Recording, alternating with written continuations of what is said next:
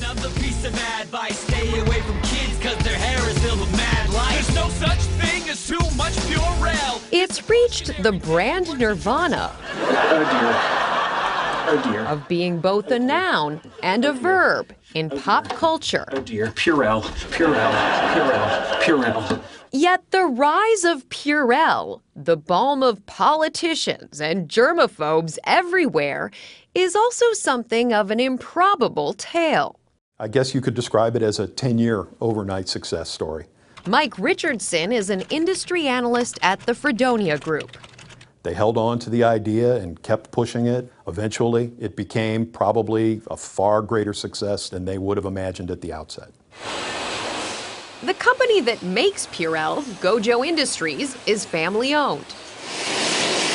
The hand sanitizer they've made famous is outside their wheelhouse. They're mostly known by businesses for their soaps.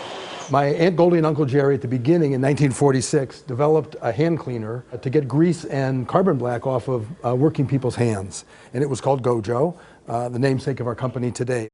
Gojo CEO Joe Canfer says his uncle Jerry Lippman revolutionized their business by making one of the industry's first dispensers. As you might notice this handle, that's an old window crank. As a small boy, I used to go to the junkyard and look for old window cranks. How many old window cranks do you think you found? Well, I found a lot, and I used to get rewarded, so I found plenty. When Canfer was in his 20s, Uncle Jerry gave him an even bigger reward, 50% of the company. He, with some wisdom, said to me, you know, if it's all mine, you know, you might waste my money. But if it's half yours, I think you'll take care of it.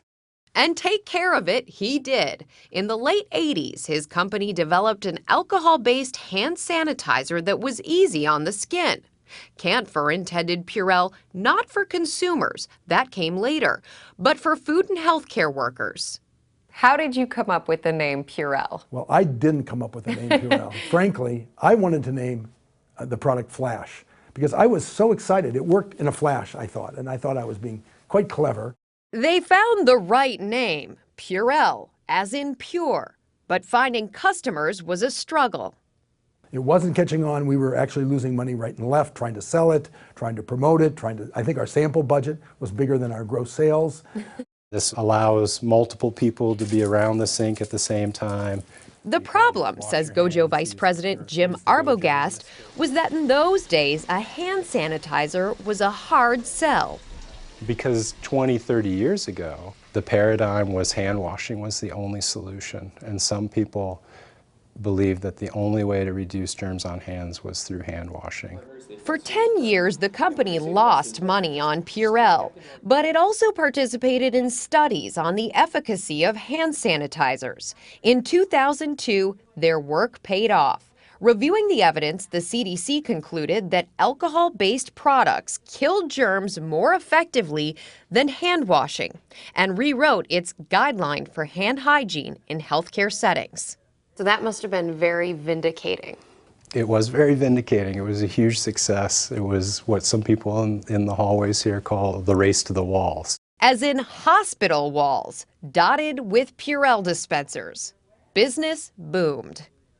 Today we'll be testing 3 different sanitizers. They'll be using each of the sanitizers 10 times. To grow that business, Gojo regularly asks in groups of people like these nurses to give feedback on new formulations of Purell. The focus in this session is on how the product feels. Smell, fragrance, odor, potential stinging, sticky, slippery, rub-in, all that kind of things. They also beat up their dispensers. Half their R&D budget is spent on getting that right.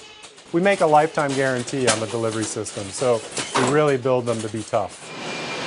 Gojo now estimates that more than 100 million people worldwide use Purell each day. To Joe Canfer, the moral of the story is this. You need a little patience, and a privately held business has a little bit more opportunity for patience. I probably would have been fired if I were working for anybody else, but eventually it paid off.